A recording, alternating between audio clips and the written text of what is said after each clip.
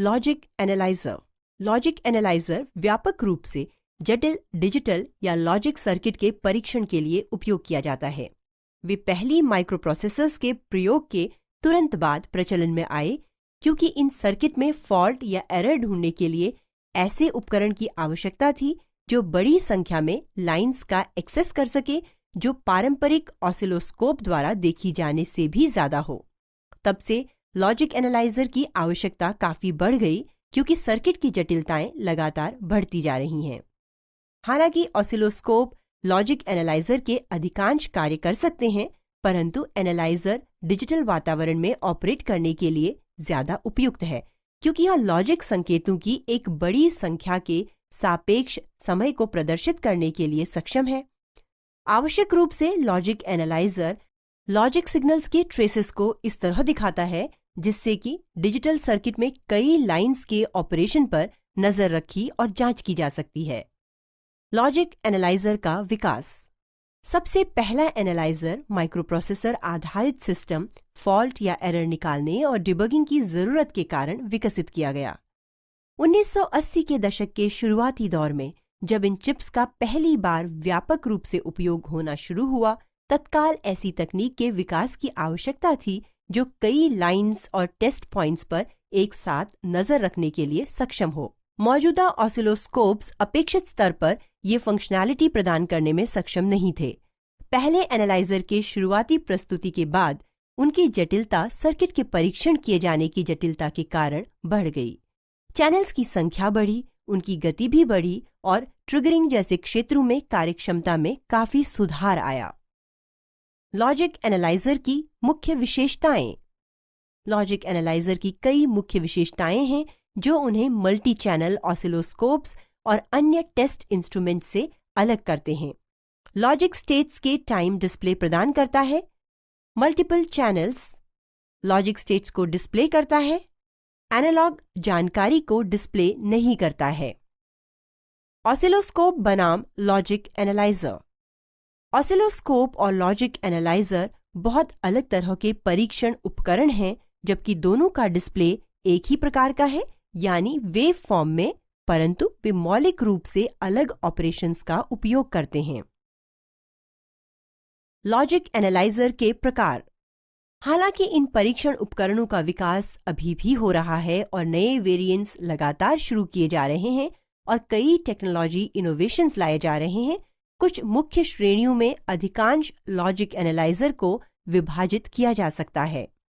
Modular logic analysers, portable logic analysers, PC आधारित logic analysers. Logic analyser का उपयोग कैसे करें? हालांकि लॉजिक एनालाइजर की ऑपरेशन पहली बार देखने में काफी जटिल प्रतीत हो सकती है, परंतु एक व्यवस्थित दृष्टिकोण से इसे सही ढंग से सेट अप कर उपयोग में लाया जा सकता है और इसे प्रभावी ढंग से उपयोग करने के लिए सक्षम बनाता है। एक बार जब प्रोब जुड़ जाती है, लॉजिक एनालाइजर प्रत्येक संकेत के नाम के साथ प्रोग्राम कर लिया जाता है। एनालाइजर कई सिग्नल को एक ग्रुप में जोड़ सकते हैं जिससे कि इन्हें आसानी से मैनिपुलेट किया जा सके। लॉजिक एनालाइजर के बेसिक सेटअप के साथ चुने गए डाटा का कैप्चर मोड पूरा करता है।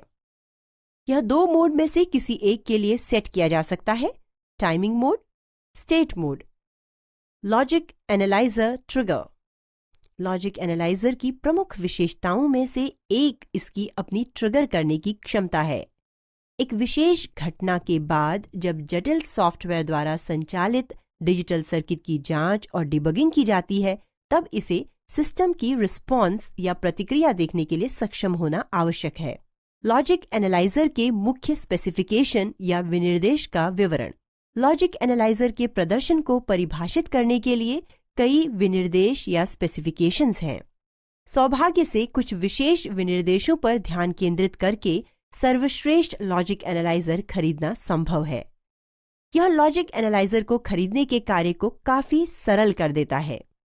मुख्य पॉइंट्स। लॉजिक एनालाइजर के लिए प्रमुख पैरामीटर्स जो महत्वपूर्ण हैं, उन्हें आम तौर पर परिभाषित किया जा सकता है। उसमें से कुछ शामिल किए गए हैं: स्पीड या गति, चैनल्स, मेमोरी। ये तीन क्षेत्र सामान्य रूप से एनालाइजर के अधिकांश एप्लीकेशंस के सबसे प्रमुख विनिर्देश हैं। एक बार इन क्षेत्रों में आवश्यकताएं निर्धारित हो जाती हैं तो संभावित एनालाइजर के फील्ड को कम करना मुमकिन हो जाएगा। इनकी तुलना की जा सकती है और किसी भी अन्य आवश्यकताओं और विनिर्देशों की तुलना और अंतर किया जा सकता है। लॉजिक एनालाइजर की गति। किसी भी लॉजिक एनालाइजर के लिए प्रमुख आवश्यकताओं में से एक उसकी गति है। यह स्पष्ट रूप से आवश्यक है कि सर्किट में उच्चतम गति से विश्लेषण करने के लिए इंस्ट्रूमेंट को पूरा सक्षम होना चाहिए।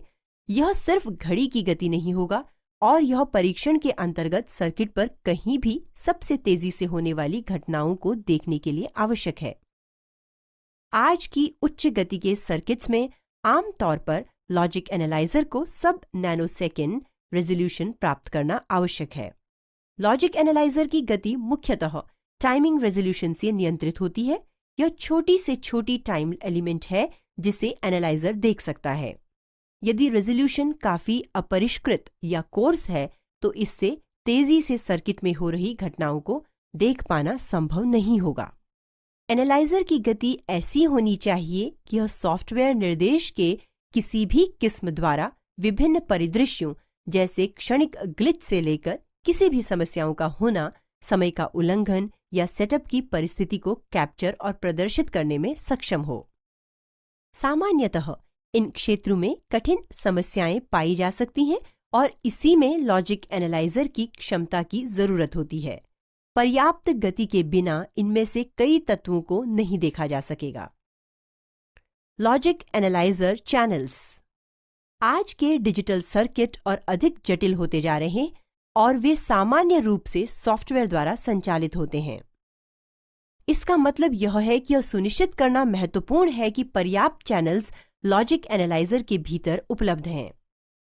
अक्सर उच्च श्रेणी की प्रोसेसर डिजाइन में सभी लाइंस जो परीक्षण के लिए उपयुक्त हैं उन्हें कवर करने के लिए 50 और 150 चैनल्स के बीच की आवश्यकता होती है। यदि अपर्याप्त इनपुट संख्या के साथ लॉजिक एनालाइजर खरीदा जाता है तो यह परीक्षण में काफी बाधा डालेगा। दुर्भाग्य से लॉजिक एनालाइजर में चैनल्स की संख्या में वृद्धि से इंस्ट्रूमेंट में काफी जटिलता बढ़ जाती है। इतना ही नहीं कि कैप्चर सर्किट ही आवश्यक है बल्कि इसमें यांत्रिक कारणों के साथ प्रोब अडेप्टर्स और अधिक जटिल हो जाता है। इसके अलावा अधिक चैनल्स में अधिक मेमोरी तथा इंस्ट्रूमेंट के भीतर प्रोसेसिंग की आवश्यकता होती है। इस प्रकार चैनल्स की संख्या बढ़ने से काफी लागत और जटिलता बढ़ जाती है।